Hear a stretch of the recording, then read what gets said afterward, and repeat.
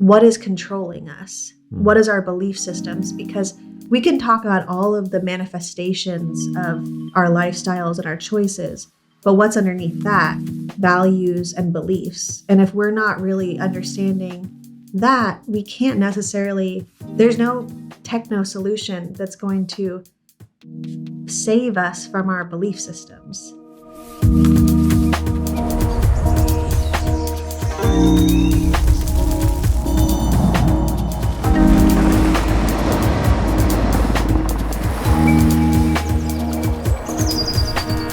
Welcome to the Regeneration Will Be Funded.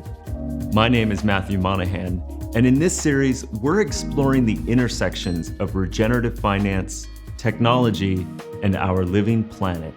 Created with Ma Earth, you can find all of our conversations and more at maearth.com.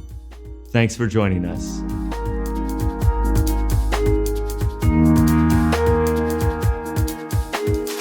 Welcome. Today's conversation is with Ayana Young. Ayana is the inspirational powerhouse host of For the Wild podcast, an anthology of the Anthropocene. And in my discussion with Ayana, we discuss the Eremocene, the age of loneliness, a term coined by E.O. Wilson. We discuss Ayana's conservation work, especially around Cougar Mountain. We go into the green electrification narrative and some of our shared concerns about it. What I love about Ayana is that she brings us back to the deeper questions of what are our belief systems that are guiding us in this collective important moment that we're in. This conversation was recorded at Pioneers in Berkeley, April 2023. I hope you enjoy it. Ayana Young. Today we are here with Ayana Young. Ayana is the host of For the Wild.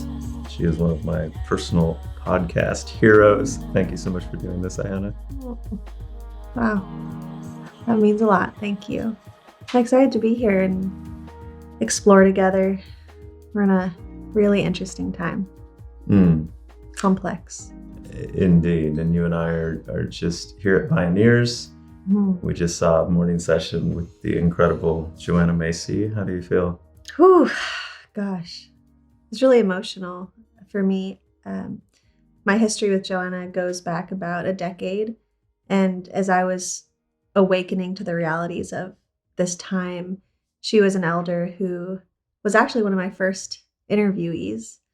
And then she invited me to one of her intensives in Northern California, where I met climate leaders now like Jade Begay and other really dear friends who were looking for spiritual sustenance, because I think we're all feeling the overwhelm and the loneliness of what this time is bringing us. And Joanna, she roots us into what she calls the great unraveling and the great turning. And so seeing her at 94 come on stage and bring us back into our hearts was really emotional. So I'm definitely coming off of a bit of a cathartic moment, which is nice. It can be so heady at conferences. You know, you're listening to so many speakers and you're taking so much in intellectually. And then in the hallways, you're having conversations. So it's just so much talk and intake. And to be able to sit down and feel is sometimes hard in these spaces. And I was really appreciative that Joanna allowed everyone in the audience just to take a breath and feel their feelings, which seems silly. But you know, they're there anyways. So Yeah. I really appreciate how much she's brought grief to the forefront of emphasis in the environmental space, and points out how much our culture is not processing its grief. Yeah. Well, it's interesting too, because we think of the epoch that we're living in, and most people are now calling it the Anthropocene, which is the age of man, because man is in so many ways dictating the way that the world is unfolding, or at least we think we are. I mean, in a lot of ways we are. We're terraforming the earth, we're shifting climate, and we're also our our lifestyles are bringing on 200 species a day in their extinction. But I've also heard it called the Eremocene, meaning the age of loneliness. And that's something that I feel really connected to, because I think that losing 200 species a day, even if we feel disconnected from these kin, it hits us. And it may not hit us directly, but I think we're feeling the pressure, the stress, the loss, and the loneliness. And I think that's something that Joanna really speaks to with the grief. And in a way, some people could think, oh, well, let's just not feel it. We need to move forward. What's the point in feeling so much for things we can't control? But I also don't think numbing ourselves is going to help us come to any type of transformation or evolution that I think a lot of us are longing for right now. Yeah, it's so interesting because a lot of the guests that we've had so far on this interview series were talking about heady topics like climate finance. And yet so much of the conversation keeps coming back to mental well-being and these habitual numbing behaviors and how we're all finding our way to stay sane and grounded in this moment. And, you know, we've known each other for quite some time, and I'm familiar with your journey in terms of going out where you are now in rural Alaska, deep into the wilderness. And like, how are you processing your own grief and relationship to this moment? Just a small question to start. Gosh. Well, I think I could go back to being a child, and I didn't grow up in an activist household. I didn't have any context for what was happening in the world. And 30 plus years ago, it also wasn't something that was mainstream. Climate change, the Anthropocene, the Eremocene, even so many of the climate, environmental, social justice issues weren't things that were front page news. So not only was it not in my home space, but it really wasn't in the dominant cultural space that I was aware of.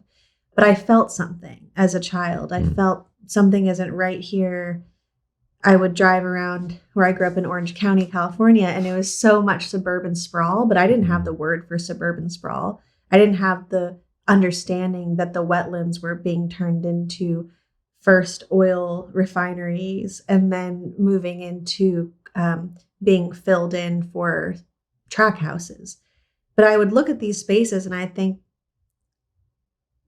the beauty has been so tormented here. And so I didn't have words for it, but it was more a feeling sense, like this isn't right. And then as I got older and I was in high school and I started watching Michael Moore documentaries, and I had a little bit, there's a magazine called Adbusters that my friends subscribed to. And I was like, ooh, yeah, like radical, revolutionary, anarchy. So I was in that frame of mind, and that was fun. It was energizing because it gave me a place to release the angst and to not feel so confused, different, kind of crazy, kind of, you know, I think a lot of us, when we're in this place where we're feeling so much, whether that's overwhelm or anxiety, we can feel pathologized for it. Like somehow there's something wrong with us, rather than being brought into community and saying, no, you're actually just being aware of what's going on and you're embodying the awareness. So it was nice to find a little bit of that community through media. And I'm so grateful for independent media because I think I found myself in those years. And then college, undergrad was really about studying religion for me, because I didn't plan on that, but it was art history and theology and philosophy, because I think why I was drawn to it was what is controlling us? What is our belief systems? Because we can talk about all of the manifestations of our lifestyles and our choices, but what's underneath that? Values and beliefs. And if we're not really understanding that, we can't necessarily, there's no techno solution that's going to save us from our belief systems. And so it was really interesting to dive into religion and think, oh, okay, why do we need these things? And I think I'm getting a little off a tangent here, but when you think about modernity or post-contemporary thought. We're kind of in this place where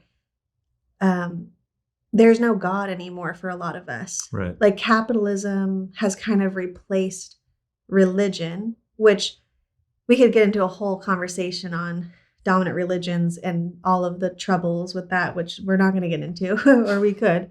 But it's like, oh, okay, so this is where our belief system and our value system is coming from in a dominant way. Not to say that there's not people who believe in God, but I think that it's shifted so much. So it's like, well, who do we answer to? And who do we trust? And what is truth? And where is our spirituality? And if we're not looking at that, then how are we going to create any decisions that are long lasting if we're not understanding why we're making the decisions we're making from a deeper place? So yeah, I studied religion. That brought me to a lot of interesting places. And then I thought, okay, I'm going to go into the environmental sciences. Again, not because I had any true understanding of what that even meant. But I was in New York and Occupy Wall Street broke out. And I was like, oh, this is interesting. People are angry. That felt good. Felt good to be around people that felt rage. And we weren't just living as zombies, but we were speaking truth to each other in a fierce way. And so I started the environmentalist working group with an activist that I met there who became my partner for almost a decade after that. He had blue hair, living, like camping out. This is so not me. I was like, oh my gosh, like eating out of a dumpster. And I was like, what is going on? My family was totally stressed about this decision I was making at that time. But I think what I was called to was the honesty. I wanted to really be honest. I wanted to talk to people who weren't bullshitting me anymore. And so, Occupy had its problems. It also did have a cultural significant push in that moment. It changed my life entirely. So I dropped out of grad school. I went down to Patagonia, camped for the first time in my life. I was 25. It was a really hard place to camp for the first time. Very windy, very rugged. It was hard. But I think for me, that explosion of political activism and falling in love with the wilderness collided. And then everything changed from that moment for me. And of course, there's so much to say about moving to the 700-acre reserve, which was not a reserve when I started living there, but a 700-acre timber land, really. Tell us more about that. Well, gosh, there's a lot of ways I could share how I got there, but the land is, I miss this place that the name Cougar Mountain came to me because a cougar came to visit me when I was alone there for a while. And I was like, okay, I'm calling this place Cougar Mountain because cougars are elusive. So when they come to you in a non-threatening way, felt very... No, I honestly didn't believe it until I walked outside and in the dirt, there was a cougar paw print that I took a picture of because I was like, am I crazy? Like, did this actually happen? But anyways, so 700 acres of coastal redwood mountain range from River Valley to Ridge, redwood, madrone, Doug fir, huckleberry, tan oak, just an amazing grouping of trees and plants and moss and water. And at that time, I wanted to be challenged by the earth, and I wanted to explore what it was to have a relationship with land. And like I said, I grew up in Orange County. There was none of that, Right. So it was like 25, first time I camped, to then a year-ish later, I'm moving out to this logging land, this timber plot, really, which is what it was set to be. And I camped and I used the same dirty dish for way too long. And then I started I was studying permaculture at that time. So started to build food forest and gravity feed the spring water down to this cabin that I eventually built, and really started from a very raw place. And it was really hard. It was very hard. But the gratitude I found from that was incredible, because I was just used to turning on the faucet and being like, oh, well, just water comes out of this faucet. Mm. But to actually learn what it takes to move water from its wherever it's coming from, most of the time now wells, but to move water to your sink is a phenomenal, Totally. and again, it's like kind of going back to the belief system. If my belief system is entitlement to water, then that's how I'm going to make choices. If my belief system is amazement on gratitude for the way water comes out of a tap, my choices will be different again. So it was a whole shift of how I saw the world, how I understood life. And when you showed up there, I mean, it was what, like just a skid site, and you had like a tent and.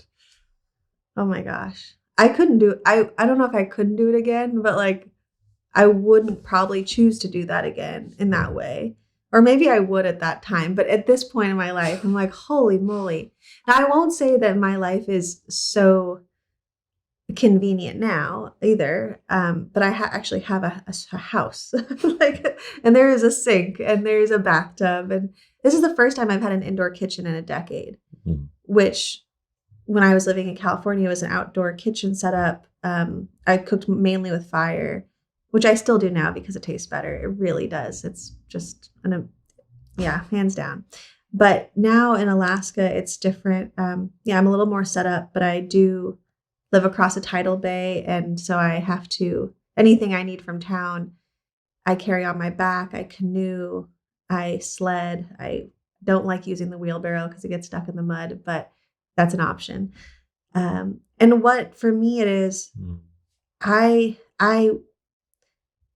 a heady person. So I need the land to humble me and embody me. Now, some people might be able to step into embodiment a lot easier than that, and they may not need that type of challenge from the earth. But for me, as a really intellectual person, I need to be shook a little bit. And so the land in California and Alaska, these two places that I've lived mainly in the last 12, 15 years, they don't let me get away with anything. And I like that. I want that type of teacher that is fierce and strong and keeps me in check. Because I think it's so easy for us humans to start to think that we know a lot or we're capable of anything. And I think that's been a big problem for us. It's too much hubris, too much thinking that we can fix, solve, save, change, be the masters of our own life. And I think when we're not surrendering to this earth, we make really bad decisions. And I see that for us now, that we're in a dark place in our humanity. But it's not that it's so dark that we can't possibly find a way out or anything. But I think it's really shifting our belief systems about the earth, about ourselves, about others. And who do we answer to? Who are we accountable to? I think that's a really big problem with losing spirituality or spiritual practice, is that if we're accountable to our bank account, we're going to make really different decisions than if we're accountable to life. And so, we can replace God with life. If we're making decisions for life, our decisions and our loyalties are going to be so different. It's really interesting to talk about how we come to who's the decider of what's good for life and what isn't. And I think that's kind of a crux that we're in right now. And what do you think? Well, so I'm just gonna be me. I'm not gonna sugarcoat it. I have some pretty big questions about the new, whatever we're calling this green wave, this technological renewable wave that we're coming into. And I think it's interesting talking about finance and talking about the global economy and where we're going. But clearly we're going into an electrified infrastructural economic wave, carbon, which I'm sure will go up and down. But some people say, yeah, we need to monetize restoration. We need to monetize the greening of the grid and all these things, because that's the system we're in and that's what we need to use. And that's how we're actually going to get more support, is if we start to figure out how to make money off of this. And I see the point to that. Yeah, I'm not somebody who's like, whoa, well, capitalism's going to go away tomorrow, so we may as well just start living this new world. I think we do need to practice our imagination and imagine a world beyond capitalism. And at the same time realize, well, this is the reality. So we, need to work within the system that's the reality at the time while dreaming into a new future. I think both make sense. And I'm not saying that I'm out of capitalism. I mean, I'm a large-scale conservationist. I need millions of dollars all the time. Like, projects need that, billions of dollars. And that's true. So I'm not wanting to sit here and say, oh, well, we just don't need money. I don't believe that. And I see that this type of passionate energy that's really beautiful, for a lot of people, they're moving it into this excitement around technologies that, yeah, in a world where those technologies didn't use resources, seem great. Like if you could just pop them out of the sky and you have this thing that's sucking up carbon and putting it into somewhere else. And, if there was no externalities to these projects, yeah, sure, let's get excited about them. But you look at electrifying the grid, for instance. We've mined and dug and terraformed a lot of the planet. I don't know the percentage. I could probably say most of it, but I don't want to make sweeping statements. But we know, you can look on Google Earth and you can see that we have really come for the planet with our older infrastructure models. Well, we know that whatever we need to electrify the grid still needs to come from the earth. And even at Bioneers, we're seeing talks about going into Nevada for the lithium mines. Obviously, Bolivia is a big place for lithium mines. Alaska, Murkowski is like, come on in. Like, we're opening up this state for every new digging project there is to boost the economy, because it's not going to be an oil economy anymore. Let's have it be a rare earth mineral economy. Let's have it be a salt economy. Well, are we going to mine every last mineral on the earth so that we can then go green? Like, do we not think mining has any impacts? Do we not think mining has any environmental degradation? Like man camps, missing and murdered Indigenous women, polluted waterways, toxicity, new roads that are filling in salmon habitat. Like, do we want rare earth minerals or do we want salmon? Do we want clean water or do we want to be able to live exuberant lifestyles? We don't get to have it all. And I know it's so hard, especially for a lot of us privileged Americans, because we've literally been raised, again, with the belief system, manifest destiny. I mean, Trump was really like patriarchy daddy that was like, I'll get you anything you need, babies. Like, I think that's why people liked him, because they believed that he would do whatever it took to make sure we still had our comforts. And so at some point we need to reckon with ourselves. How much are we willing to degrade for what? I mean, so much of what we buy literally is bought and then goes right into a landfill.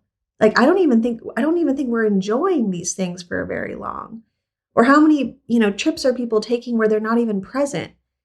It's not working for us. Why is mental health or mental illness on the rise? If we have so many, it doesn't, like, again, like, we need to take stock of this. It doesn't make sense. And I think some of us know it, but when we're in that pattern and it's hard to get out of it for a minute, I think we're also addicted. It's not our faults, and it's nothing to blame. It's nothing to feel. I don't even think it's about feeling shame about it. I think we've been given a type of heroin for so long. And of course, we can then blur our vision and not really want to see how much it's going to take to keep us getting our fix. Mm. But so with the Green New Deal or with these technology, or not Green New Deal, but sure, that's part of it. Inflation reduction. Yeah, right. Like there's different names every couple of years. To electrify the grid, to create a whole new infrastructure system globally. And we're going to have to continue extracting at a massive level. And you wonder, well, where does this extraction come from? It comes from the places that haven't yet been extracted. Yeah. So truly, in Alaska, that's really why I'm there, is because I'm working to fight this mine that's trying to get barite to ship to Japan for a smelting company. And where are they trying to dig this out? They're trying to dig a mile-long tunnel under the Soxia Glacier, which is at the edge of the biggest subpolar ice field in the world, on one of 2 rivers in Alaska that have all 5 species of wild salmon. And it's just like, is this where we're going? Yeah. I was just in Ecuador, and we had a meeting with these human and environmental rights lawyers, and they were giving us the landscape of some of the cases around rights of nature, around indigenous peoples' rights being defended, and the assassinations and everything happening. And then at the end of the conversation, after listing all of the different mines and so forth, there are these 5 new mines inside pristine Amazonian rainforest territory that are particularly greenlit because of the green agenda electrification of the grid. So, and I'm reminded of my sister Caitlin Powers, brings this up a lot, where we embraced fossil fuels partly because we were replacing whale oil. And the people of that time thought, oh, great, like we have this new source of energy so that we don't have to kill the whales. And yet we have this incredible amnesia as we now, I feel that same unease seeing, and I've loved the talks here by Pioneers, but that electrification narrative that's coming in, I'm seeing it in New Zealand as well, where it's like, we can have our cake and we can eat it too. Yeah. We can still consume as much, but now we're going to do it 100% clean. Yeah. And it's like, it's so naive and hubristic to say that that's 100% clean. Oh, it's marketing. It's marketing. And there are some people who might actually know it's marketing who are pushing it out, but I actually think most of us are trying to do the right thing. And some of us truly believe that it is 100% clean. Even the people who see the data and know it's not, the amnesia or the addiction, it's like it puts this cloud over us that we even believe things that we know aren't true, because what else are we going to believe? I think it's so scary for us to imagine a different life or to give up, to sacrifice. It feels so scary because we don't know what to replace what we're giving up with. We don't realize that actually slowing down and being with our loved ones or taking a walk is so much more fulfilling than all these other things that we're sold, like Amazon Prime. It's, we think, but no, we need the thing in 24 hours, rather than being like, but we don't actually, and we're not happier. And in terms of whales, again, how do we think all this fastness, what I'm trying to say here is these tanker ships that are shipping our stuff all over the world, they are just killing whales all the time. It takes them so long to slow down for a whale. They don't. They just keep bulldozing through. For what? So I can get some plastic eye mask in the mail? Like, what is this for? It's insanity. We don't care that much about the things we are getting to kill the most beautiful relationships on the planet. But again, I don't think we're making these choices clearly. I don't think we're seeing it's tit for tat. And I don't think we're making these decisions out of a place of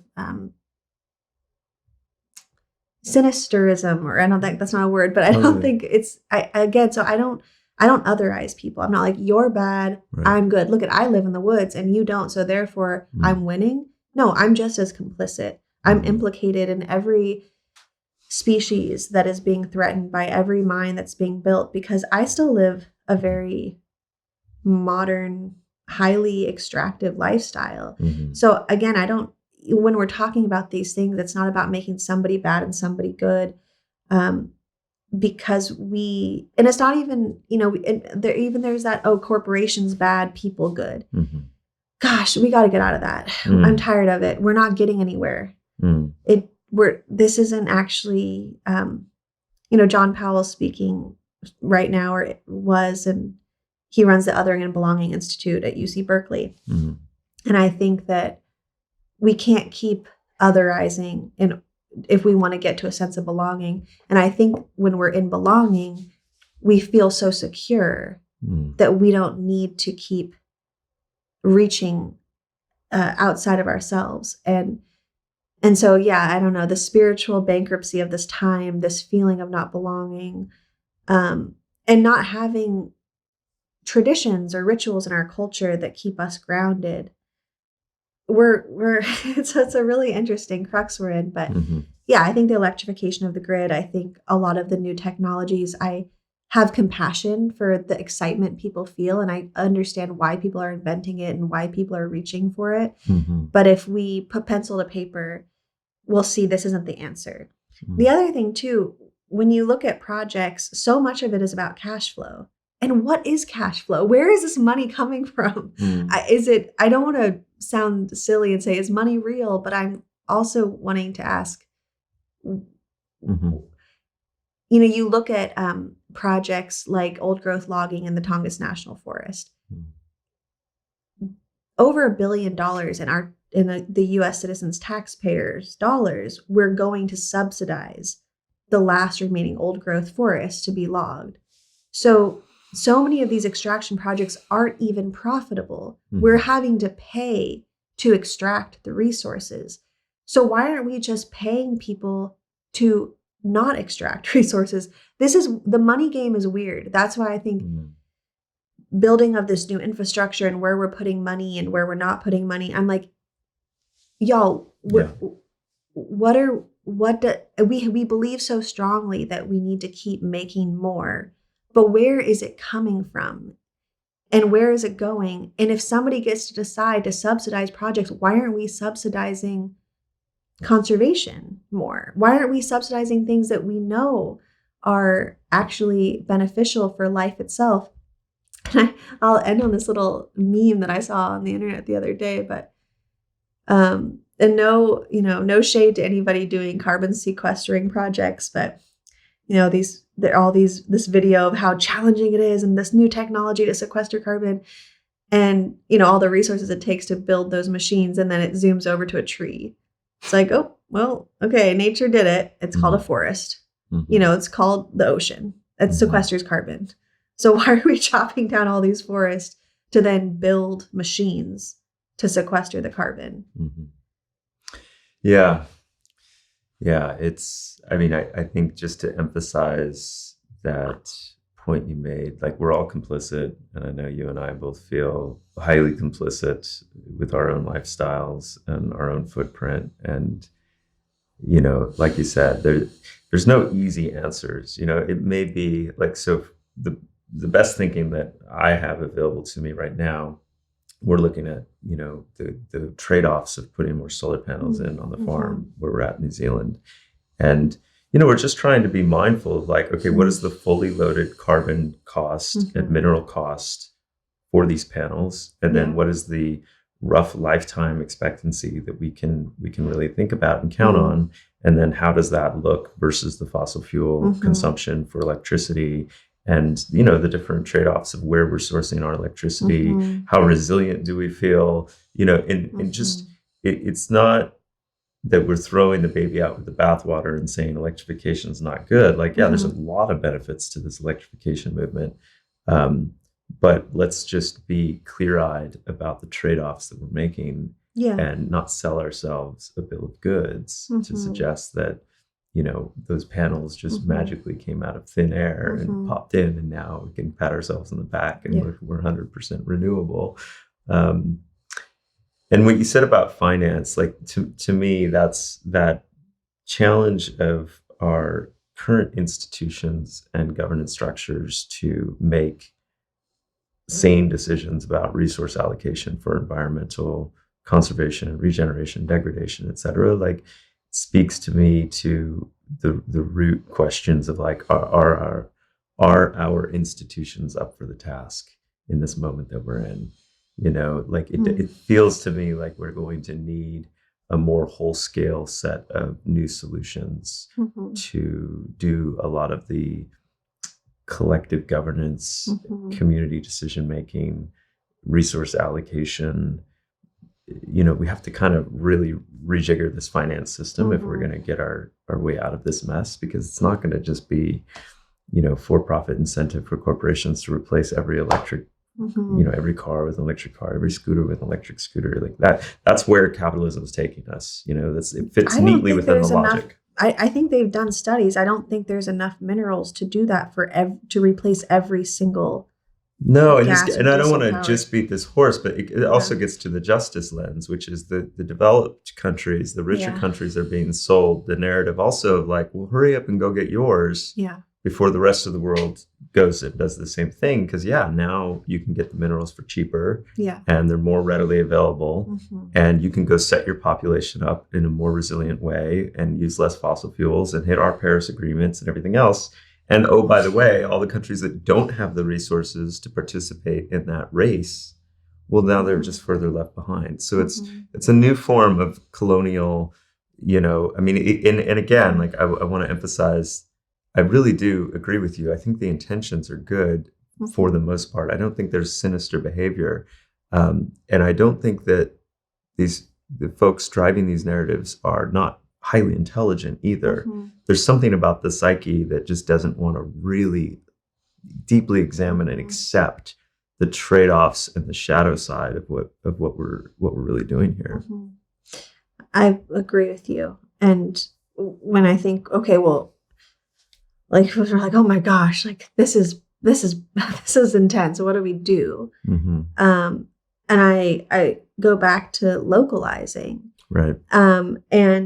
And you also think the externalities of the solar panels in New Zealand, for instance, or anything we're doing. You know, I have a solar panel. I live off the grid. And this question of, well, who gets to decide where the sacrifice zones are? Right. Who gets to decide whose water is poisoned and who gets to live or die? Because that's what it comes down to. Which forest, which creatures, which humans get to be polluted, whose children get to have clean water, who don't. And that's, you know, I know we don't want to look at it like that. And we like to think, oh, but this time will be different. This mine will be different.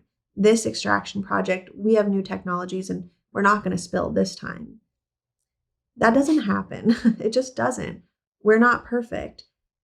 These are very volatile projects. Nature is a part of these projects. It snows, it rains, dams break, plastic rips. It happens.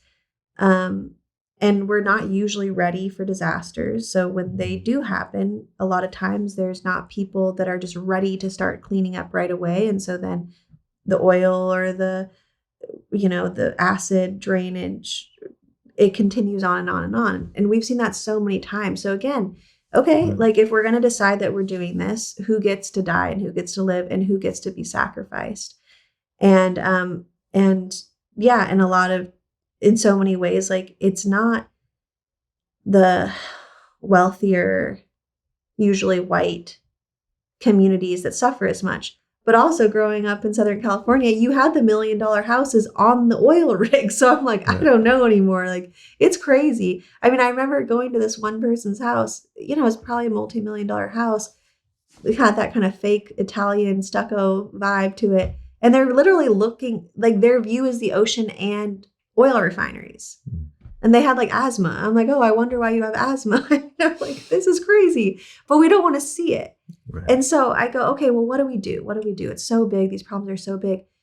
Yeah, we're overwhelmed because we are not meant to solve world problems. Right. Like, why are we even attempting to be global in our solutions? That is really over the top for us. And it's going to give us so much anxiety and all of the physical manifestations that so many of us are dealing with autoimmune disorders and different types of cancers. And it's like, where do we think this is all coming from? Like, our bodies can't handle this very well. And so I just also have a lot of compassion for our hearts and our bodies and our minds when we're taking in all this information way too quickly and then trying to solve these problems with so much intention, so much heart, so much love. And it's like, okay, and I think about, okay, well, where do we go from here? It's interesting to me that so many of us are trying to solve world problems when we don't even know how to get the pesticides out of the playground down the street. It's like, we have stuff we can do, and it's truly within probably thousands of feet from where we live. Right. And what if we start there? And what if the community, what if we really got engaged and strategic and effective in our local communities, and we start to build it out from there? Now, part of why that's so hard is because so many of us are so traumatized. We don't have a sense of belonging. We're not sure how to even work with our own neighbor. Sometimes you don't even know your neighbor, or your neighbor has this, Right. all sorts of issues. And so it's like, sometimes I feel like it's easier for us to dream into this either dystopian or utopian global fantasy than it is for us to say, you know what, I'm going to get together with 10 of my neighbors and figure out how to make sure that the local school isn't serving GMO pesticide broccoli. Right. I mean, it's like that. I think also, if we did focus more locally, we might actually start to feel better, not only because we're having healthier lifestyles, but because we're able to really have wins that are impacting us. Now, I'm not saying that that means only go local and never support anything outside of your own home. I don't think that is, none of this is black and white. To me, it's not only do this and never do that. But I think it's about restructuring our attention, our engagement, our time. Also, if we're looking at it and we're saying, well, where does this loneliness come from? And if we are really wanting to find a way to belong to each other again and belong to the earth, that does take time. Relationships take time. And it takes time to build relationships with the land, with community, with your own family, your nuclear family. And so that's why I'm like, we're full. We have so much to do. We don't need to look so far. We don't need to stress ourselves out about so many other places. We have so much that we can focus on right around us. And I'll say, for myself, that's true. Like, I'm localizing, and I still also have a global perspective.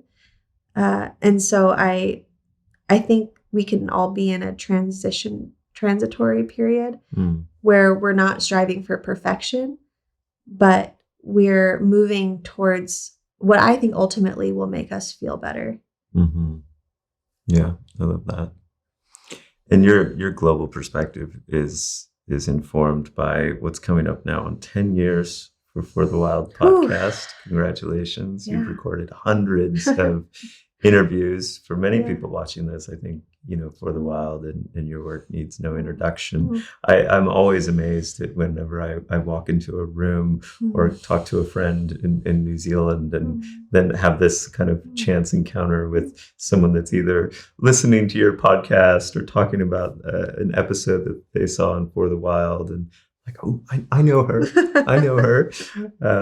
But yeah, the ripples have just been so incredible to witness. And yet you're just continuing to humbly hold the work from your wilderness in Alaska. And I would just love to hear your reflections on that journey and what you're noticing from all of the different voices that you've been having conversations with. I'm so grateful to be connecting with so many people through the work, and that it has been 10 years. It's so interesting how we plant these seeds and we don't know exactly how the garden will grow, but with water and nutrients, things blossom, and it's just truly amazing. And consistency. And I think, for folks who are listening and they're in their own projects and their own worlds, I think For the Wild is a testament to just sticking with it And I think when we really commit to things and we stick with it, and we move through the challenges, sometimes we really do find that we can keep going. And yeah, so gosh, 10 years ago, 2014, I think was the first recorded episode, September of 2014. I was definitely in this intense curiosity and despair, frustration, confusion. And I thought, I need to go direct to source because that's the kind of person I am. I want to go direct. I was going to have some sayings, but I'm going to cut that out of my, not say those things, but I want to speak truth with people. And I want to really ask the questions that I'm trying to understand. I don't want to waste so much time with fluff. And so I just started this, what I thought was a radio show on the internet, because podcast was not really a word that was so utilized 10 years ago. And so I thought, okay, yeah, I'll do this thing. And I'd never done that. And even just figuring out Adobe Audition or any of the editing software. But it's kind of amazing that just on one computer with somebody who just is willing to look into some stuff, you can figure out how to do it, which I did with the blue-haired gentleman that I met on the streets of New York City. The two of us started it. He was kind of like, what are we doing? And I'm like, I don't know, but we're doing it. And so luckily he trusted that initial vision, and just shout out to March because he really supported getting this off the ground. But yeah, I just kept sticking with it. And the team grew and the team shrunk and the team grew and shrunk. And I learned so much, not just from the interviews, but from working with an ecosystem of creators and thinkers and doers of how do you take care of each other in a project. Folks working together, collaborating. How do you take care of your collaborators, I guess? So I also just want to note that that's been one of the biggest learnings of For the Wild, how to keep us healthy, especially when we are analyzing and processing some of the most challenging information of our times, and how that impacts people when they go home and they get off their computers, and really wanting to create a space of wellness so that we can keep doing the work for the collaborators behind the scenes and be stable people. Because if we're not very stable and we're producing this work, sure, maybe some people don't know that we're falling apart behind the scenes, which we had been for, many years on and off. But I want to come from a place of stability, wellness, secure attachment, so that the content I'm putting out there, I think energetically, hopefully that is a felt sense, but also, the other thing is, like, I'm learning with the audience. The curiosities of me and my collaborators with the people who are listening, we're all in the same boat together. And I think that's been really beautiful, of building community based off a deep desire to connect and to learn, to trust again. And so, 10 years, over, I think probably 340 episodes at this point, so many hours of conversations. And each conversation has molded me and shifted me. And so much of my work and my thought process has been because of these people. Now, of course, I came in with my own ideas and who I am. And it's not to say I have been converted in any way, but it's like being nurtured by a parent or by family or by community over and over and over again. And sometimes in the moment, I'd get out of an interview being like, I don't even know what I talked about. Like, it's the worst time to ask me about an interview is right afterwards, because I'm like, couldn't tell you. I don't know the person's name, don't know what we talked about. Like, I go completely. You kind of go into a portal, hey. Yeah. And then I go blank. And then maybe, like, however long later, people go, we're just having a conversation. And then I'll say like, oh, yeah, well, when I interviewed John Powell, he was do. And then I was like, oh, wow, this is embodied now. It's amazing how the conversations live in me. And then they sprout in times that I'm not actually really in control of. So definitely surrendered to these conversations, and gosh, I learned so much about, really, in a lot of ways, relationships, how to relate, and positionality, and how to be respectful, how to, with my conservation work, I probably would never have understood how to be a good settler ally to Indigenous movements without the podcast, because spending so much time really analyzing what it is to be in good relationships with people and place and kin, more than human kin. So much of that came from listening and learning from people. And so it's been an incredible journey. And there was a moment where I was on sabbatical, which I really needed to, about a year and a half or 2 years ago. And I was like, I have no more questions to ask. Like, there's a few F words thrown in there too. I just was like, I think I'm done here. And I took a few months off and I recalibrated. And I came back, I was like, oh no, I'm still curious. I'm still really in it. And it was so wonderful to come back and start the conversations from a very different place. When I listened to podcast episodes from 10 years ago, I'm like, I'm a baby. Like, my voice is different.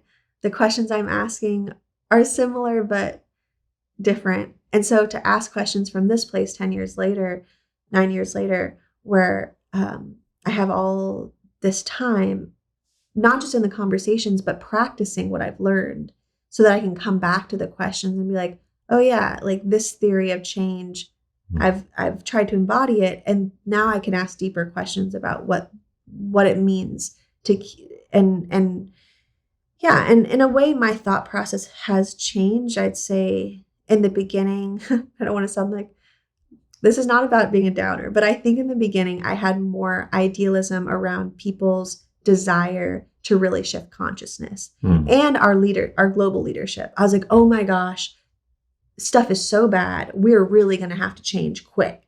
And so I was thinking, okay, in a couple of years, we're going to I was like, collapse is coming, I was like, it's coming down, the apocalypse. Or I was thinking, okay, I was at COP21.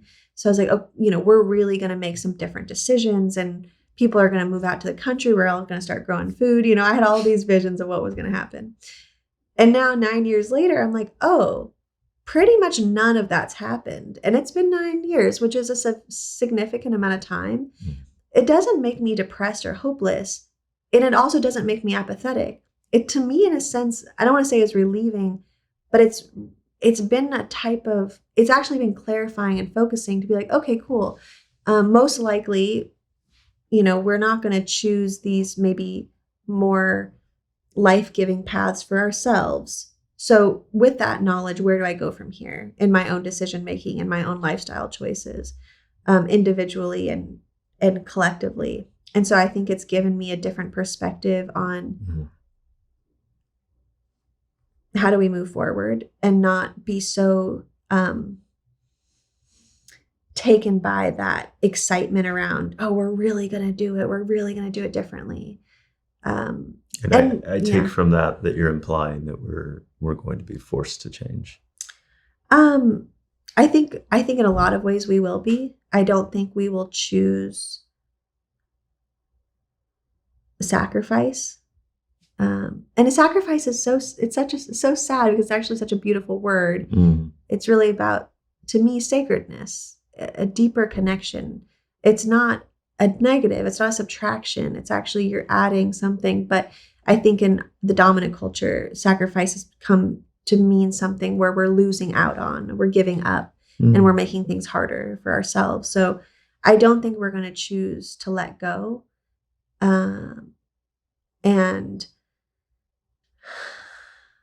I think in certain ways we'll be forced, but I actually think when certain elements of that force happens, it might be scary at first, but we'll find new ways, and we'll build culture again and again and again and again.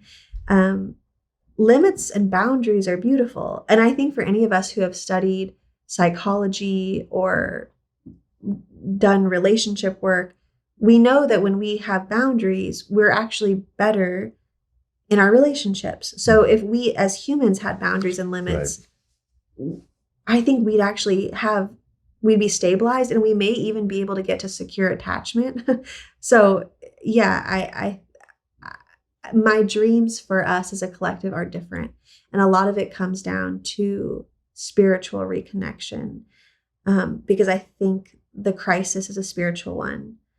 I think it's about our belief systems. So instead of clinging so much for the solutions, although again, I'm a conservationist, so I'm not saying don't do anything tangible. Mm-hmm. But if we can come back and really prioritize our spiritual life, I think we will see so much benefit. And just to bring it back to Joanna this morning, the gratitude that she reminded us of, just to live, just to be alive in this, as these people in this one life, however you believe, but most likely this will be the time I'm Ayana for however many years. Mm-hmm. And how can I live fully and be so grateful and so in awe of this world and my body and this place and the people around me. Even moving from a place of awe every day, I think would shift us in unforeseen ways, much more than anything that we'll create in our conscious, intellectual minds. Yeah, so beautifully said. And so we've talked a bit about how your perspective reflects around starting local and with our own lifestyles, and how the expression of your work through the independent media and the podcast, but also this notion of conservation. And I know you've spent a lot of time and energy in the world of conservation. We briefly talked about the 700 acres of amazing redwoods and other trees that you were able to help protect. But yeah, can you share a bit more about what you're doing in that space and how you view it and why you feel it's so important? Yeah. Gosh. Well, whenever I look at Google Earth and I compare it to Google Earth a year ago or 5 years ago or 10 years ago, it's really stark. And it's, it hurts. Yeah. Looking at, let's just say, Portland to Seattle, it used to be green, and now on Google Earth, it's pretty brown. And it's, you can see the sprawl from the cities and the changing to the landscape. And we know where my focus is in the Pacific Northwest, there were salmon so thick you could walk across their backs in California, in Oregon, in Washington, in British Columbia, in Alaska. That isn't the case anymore, and it's happened really fast. It's shocking. Where on this creek in California that I've been protecting for the last 8 years or so, it was one of the most abundant coho creeks in the whole state. It's like where people would come because coho salmon, yeah, where people would come because it was just so abundant. Where now it's literally a miracle to count 100 that return, and that is the most populated creek in the whole state of California. Wow! So 100 is a miracle in what is still and once was the most abundant creek. So you look at that and you go, oh, okay. Do we even want to give that 100 a chance? Or are we ready to say goodbye? To me, I don't know what will happen to the salmon. And there's a surrender and a grief to that, but there's a beauty to that because I don't have to be in control. I don't have to know. All I have to do is just make sure that they have a home to come back to. And if my role is just to steward and make sure that there is still places where these creatures and these trees and these plants can be, then maybe, just maybe, when we've figured our stuff out, there will be these living libraries and seed banks that live under the soil. And part of me, when I think about the salmon, I'm like, oh, I hope they're just hiding out there. I hope they found a place deep in the ocean where we're not finding them with our radars and our X-ray vision in the ocean chasing the last fish. I hope that they're hiding out and that they're waiting for us to slow down so that they can return again. But if there's no home for them to return to, they can't come back. And so, so much of the conservation work isn't in a hope that somehow it's going to be the end all be all, but it's just give it a chance. That's like what I want to say to people. Is like, can we just give life a chance? Can we let life have autonomy? Do we have to control every square inch? Do we have to poison and manage and dominate everything? We're not great at it. We've seen it so many times. It doesn't mean we always weren't. And when I say we, I'm speaking to dominant perspectives. And so the conservation work, the lands that I have been involved with have been lands that have called me. It's been very, of course I could say, oh, well, this led me to that. But overall, it's really been, I can't explain it. And so California, Oregon, I've worked in Washington and British Columbia, here and there on different projects. It's really, there's a lot of devastation. There's a lot of grief to it, just seeing how quickly the land has been changed and land use is shifting the baselines and where we even go from here. I mean, you look at logging and fishing of California and Oregon and Washington, and that took, let's just say 150 years-ish, 200 years to get to where it's at. Where BC, they didn't really start logging BC until much later in the game. And then you look at where that's at, and because of technology, the pace at which we can take is astronomical. And there's maps you could look at with these grids where you'll see, 1970, 1980, 1990, 2000. And it's like we're literally gulping down the forests and everything within them at such a rapid rate. It's almost unbelievable. And so, yeah, my prayer is to keep do what we can do with mainly old growth forest and salmon habitat. That's my work in the world. And so in Alaska, like we were getting, or what we were talking about earlier with the electrification dream, Alaska has a lot of rare earth minerals and oil. It's been a resource colony for the United States and also the world. Like, there's salmon from Alaska shipped all over the world. Alaska should not be feeding the world. It's not sustainable. And we're seeing that in BC, where there was a lot of salmon, the stocks have dwindled shockingly. Also that, fish farms coming in, hatcheries, there's so many issues that we could get into. Just the politics of fish is a whole topic that just really will get you down. I need a piece of cake next to me when I talk about it, because it's just so intense. I'm like, what are we doing? But so in Alaska, it's not great. There's still more fish than other places. Right. But and so what I see is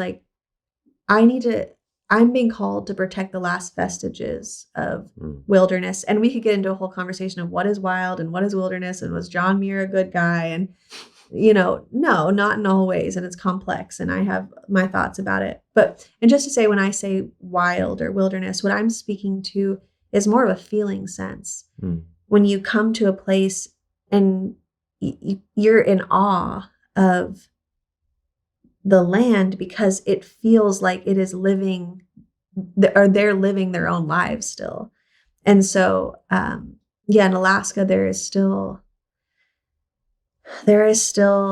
expanses that have that type of ferocity. And so, yes, stopping mines and old growth logging, but a lot of that's about working with community. Yeah. I wish, I honestly, in a lot of ways, wish that we could just write checks and be like, okay, here's the check, here's the money, land is protected. It would be so much easier in a lot of ways if conservation and a lot. And it would be easier if we could almost just like buy our way out of all these issues. I kind of wish we could. But it does come down to belief systems, relationships, communities, and the future.